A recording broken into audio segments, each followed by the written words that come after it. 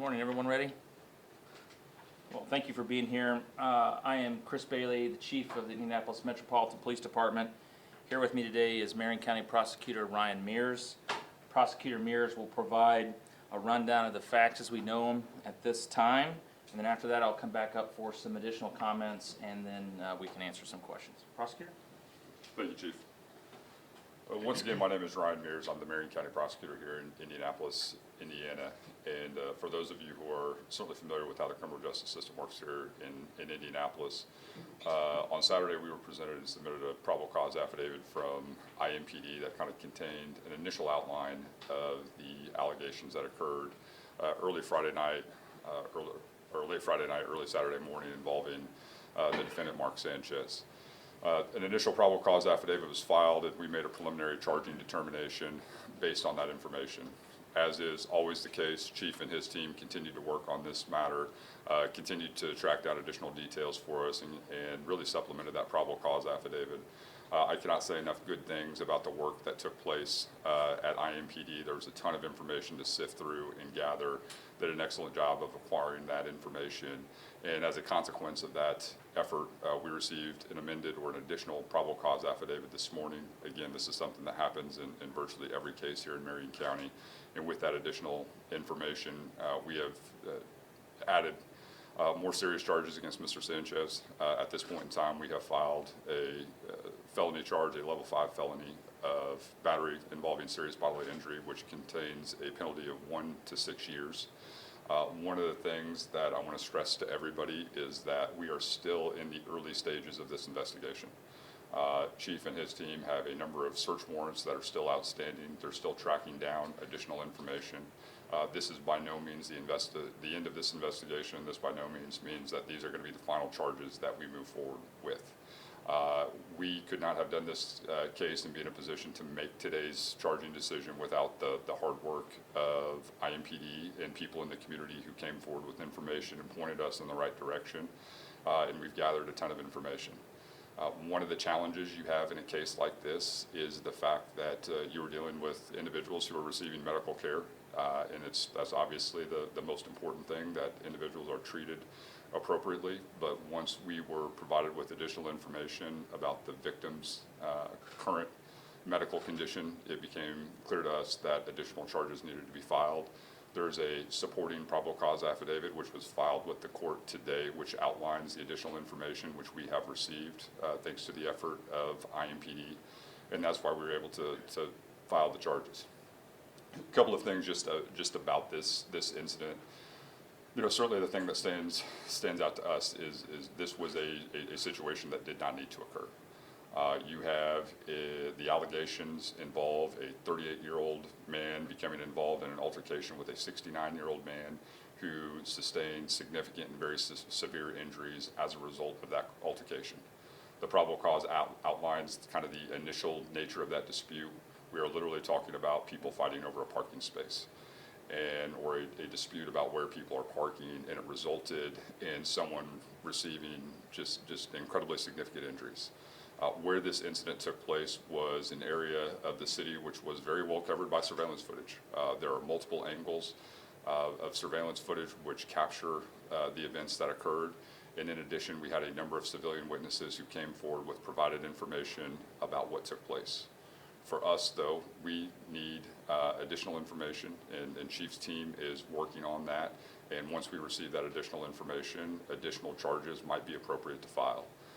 In a case like this, one of the things that you are considering is where people are coming from, where were people going, what were they doing, and then once individuals receive medical care, we're obviously very interested in what those medical records look like, because they can a lot of times give us greater insight into what was going on that day and potentially provide some information into an individual's state of mind.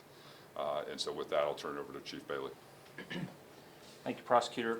First and foremost, I want to say that my thoughts and prayers are with the victim in this case and his family as he is on the road to recovery. I also want to express just how proud I am of the officers and detectives of this police department who, those early morning hours of Saturday, rushed in to provide medical care and find out what was going on, and then spent the next really 2 full days putting this case together to present to our partners at the Marion County Prosecutor's Office. all of them, including deputy prosecutors, including the prosecutor himself, worked all weekend nonstop to bring those initial charges. And as he said, we continued to work on this case to find additional information, additional evidence, and additional witnesses to make this case stronger. The professionalism that we saw from our teams is what makes this department one of the best in this city, one of the best in the country. And their commitment to our community and keeping downtown and every neighborhood in our city safe was evident. Downtown Indianapolis remains a safe and welcoming environment for the people that live here and the people that visit here. It remains one of our safest neighborhoods. To date, violent crime is down 5% in downtown. Property crime is down 11%. Overall crime is down 10%. And across our city, violent crime is down 21%. That is because of the hard work of all of our partners in the criminal justice system, including Prosecutor Mears and the work of our detectives, the work that we see from our Office of Public Health and Safety, and the work of our boots on the ground community-based organizations who every day are doing their part to make our city safe. But I want to be clear about this. I don't care who you are. I don't care what you do for a living. I don't care where you live.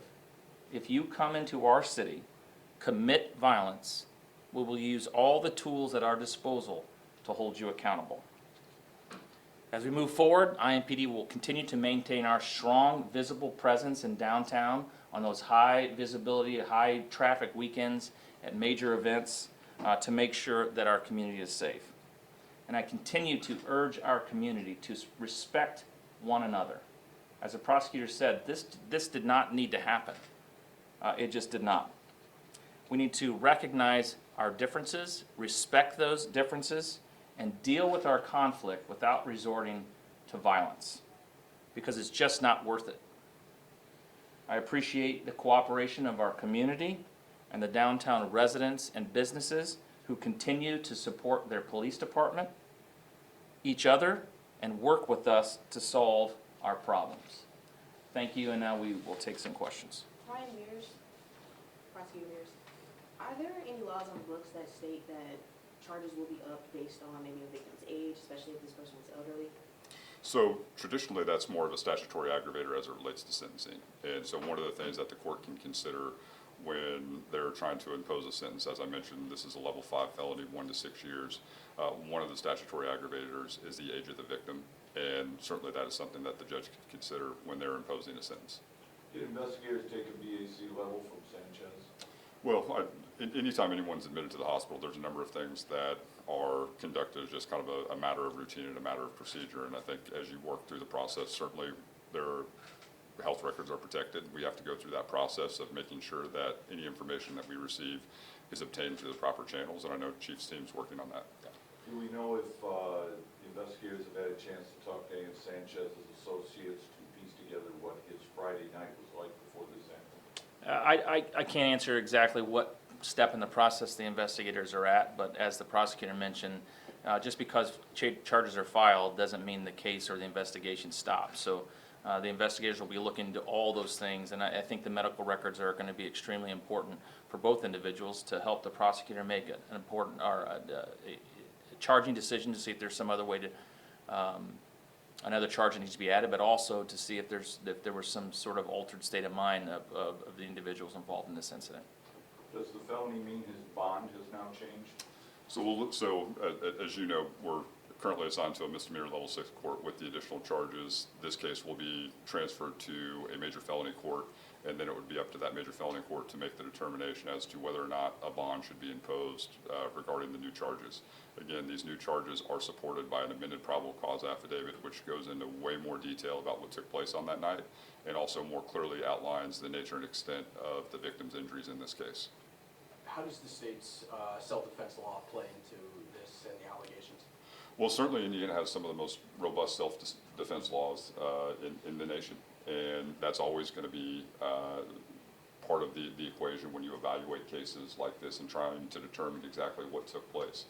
And it will certainly be at the center of this particular trial as well when we have conversations about were people acting reasonably or not. And in Indiana, you have no duty to retreat. And so those are all things that you need to consider in terms of when you make that initial charging decision.